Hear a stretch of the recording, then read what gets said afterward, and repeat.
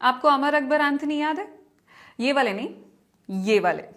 अपने जमाने की सुपरहिट फिल्म थी। अगर नहीं देखी है तो यूट्यूब पर अवेलेबल है, देख सकते हैं। वैसे मैं फिल्म की फ्री पब्लिसिटी नहीं कर रही हूँ, मैं सिर्फ फिल्म के एक स्पेसिफिक सीन में इंटरेस्टेड हूँ। निरूपा रॉय का एक्सीडेंट होता है, उन्हें खून की जरूरत है। नीतू सिंह डॉक्टर हैं, नर्स उनके पास भागती हुई आती है। डॉक्टर, उन दो आदमियों का खून भी उस औरत को कम पड़ रहा है, और भी खून की जरूरत पड़ेगी। नीतू सिंह सोच में पड़ जाती हैं कि इस टाइम और खून कहां से मिलेगा। वो ऋषि कपूर से पूछती हैं, अकबर तुम्हारा खून भी तो आरएच का है ना, थोड़ा सा दे दो। एक मिनट, ये आरएच का खून कौन सा होता है? ये कौन सा ब्लड ग्रुप है? कभी आपके पास कोई व्हाट्सएप फॉरवर्ड आया है कि किसी को बहुत अर्जेंटली आरएच के खून की जरूरत है? नमस्कार, मैं हूं ईशा, आप देख रहे हैं सेहत टॉक। तो चलिए आज समझते हैं ब्लड ग्रुप्स को।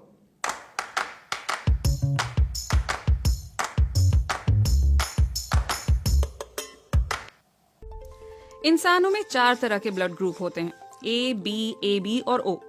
दरअसल हमारे शरीर में 2 प्रकार के एंटीजन पाए जाते हैं, ए और बी। ये एंटीजन खून में मौजूद रेड ब्लड सेल्स की सतह से जुड़े होते हैं।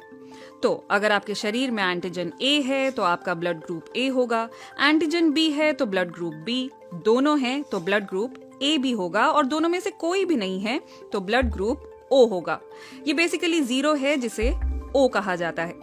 हमारी प्रतिरोधक प्रणाली यानी इम्यून सिस्टम को अच्छी तरह पता होता है कि हमारी रक्त कोशिकाओं या आरबीसीज की बनावट कैसी है। तो अगर ब्लड ट्रांसफ्यूजन के दौरान गलत ब्लड ग्रुप चढ़ा दिया जाए तो शरीर उसे एक्सेप्ट ही नहीं करेगा। खून में थक्के जमने लगेंगे और ये जानलेवा भी हो सकता है। दुनिया भर में सबसे ज्यादा पाया जाने वाला ब्लड ग्रुप ओ है। भारत में तो करीब 35% लोग ओ पॉजिटिव हैं। सबसे कम देखने को मिलता है बी और ए बी। वैसे इन ए बी ओ के अलावा और भी कई कॉम्प्लिकेटेड चीजें होती हैं, लेकिन मोटे तौर पर जरूरी है ए बी ओ का खेल समझना और ये जानना कि आपका आरएच फैक्टर क्या है, ताकि जब कोई आपको खून दे तो आपकी बॉडी उसे एक्सेप्ट भी कर सके, आपका इम्यून सिस्टम उस पर हमला ना बोल दे। RH मतलब आपका ब्लड ग्रुप पॉजिटिव है या नेगेटिव। यानी अगर आप O पॉजिटिव हैं तो आपका RH फैक्टर पॉजिटिव है, अगर आप O नेगेटिव हैं तो आपका RH फैक्टर नेगेटिव है। तो वो जो नीतू सिंह ने ऋषि कपूर से पूछा था ना, अकबर तुम्हारा खून तो RH का है ना, ये कहाँ की साइंस है? कौन से डॉक्टर से कंसल्ट करके ये डायलॉग लिखा था, ये तो स्क्रिप्ट राइटर्स को ही पता होगा। बहरहाल RH को थोड़ा समझ लेते हैं। RH फैक्टर मतलब रेसिस फैक्टर होता क्या है? ये एक तरह का प्रोटीन होता है जो आरबीसीज यानी रेड ब्लड सेल्स की सरफेस पर मिलता है। आप RH पॉजिटिव हैं मतलब आपके शरीर में ये प्रोटीन है, RH नेगेटिव है मतलब आपके शरीर में ये प्रोटीन नहीं है। ज्यादातर लोगों में ये प्रोटीन होता है, इसलिए अधिकतर लोग आपको पॉजिटिव ही मिलेंगे। हालांकि नेगेटिव होने का मतलब ये नहीं है कि आप किसी भी तरह से अबनॉर्मल हैं या कोई बीमारी है आपको। डिफाइन कैसे होता है ये? अगर माता पिता दोनों पॉजिटिव हैं तो बच्चा भी पॉजिटिव होगा। इसी तरह दोनों नेगेटिव हैं तो बच्चा भी नेगेटिव होगा। हाँ, अगर दोनों में से कोई एक पॉजिटिव और कोई एक नेगेटिव है तो बच्चा पॉजिटिव या नेगेटिव कुछ भी हो सकता है। अब दिक्कत तब आती है जब माँ RH नेगेटिव हो और कोख में पल रहा बच्चा RH पॉजिटिव हो। तो जैसे कि मैंने आपको अभी कुछ देर पहले बताया, ऐसे में इम्यून सिस्टम इसे खतरा समझकर अटैक करना शुरू कर देगा। ये बहुत ही सीरियस प्रॉब्लम है, क्योंकि ऐसे में बच्चे की जान भी जा सकती है। इससे बचने के लिए डॉक्टर कुछ खास किस्म के इंजेक्शन देते हैं। प्रेगनेंसी के दौरान आपके कुछ एक्स्ट्रा चेकअप्स किए जाते हैं ताकि जच्चा और बच्चा दोनों सुरक्षित रहें। चलिए RH को थोड़ा सा ब्रेक देते हैं और निरूपा रॉय पर लौटते हैं। मेरा मतलब है, अगर खून बहुत बह जाए, बहुत ज्यादा चोट लग जाए तो क्या करना चाहिए? छोटी मोटी चोट लगने पर घबराने की कोई बात नहीं होती, लेकिन हाँ, ये भी पता होना चाहिए कि कौन सी चोट की मरहम पट्टी आप खुद कर सकते हैं और कौन सी चोट के लिए डॉक्टर के पास जाना जरूरी है। सबसे अधिक चोटें लगती हैं बच्चों को। ऐसे में सबसे पहले तो आप खुद साबुन से अपने हाथ धोएं, ताकि आपके हाथ से कहीं किसी भी तरह का कोई इन्फेक्शन ना हो जाए। हाथ धोने के बाद अगर मुमकिन हो तो ग्लव्स भी पहन लें।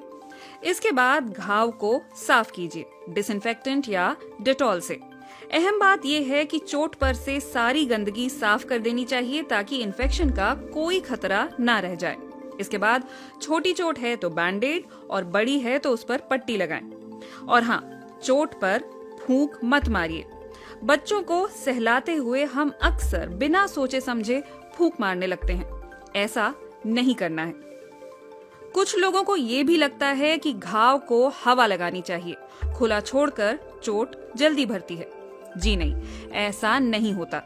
पट्टी इसलिए की जाती है ताकि चोट हवा में मौजूद बैक्टीरिया और वायरस के संपर्क में ना आए। और हवा में कितने वायरस होते हैं ये तो हमें पैंडेमिक ने बता ही दिया है ना? कुछ लोगों को तो ये भी लगता है कि डिसइंफेक्टेंट ना हो तो अल्कोहल से घाव साफ कर लो। फिल्मों में हीरो ऐसा करता है, लेकिन आप ना करें। इससे फायदा कम, नुकसान ज्यादा होगा। आपको बस घर में अपनी फर्स्ट एड किट में ये रखना है: बैंडेज, कॉटन, पट्टी, डिसइंफेक्टेंट स्प्रे या एंटीसेप्टिक।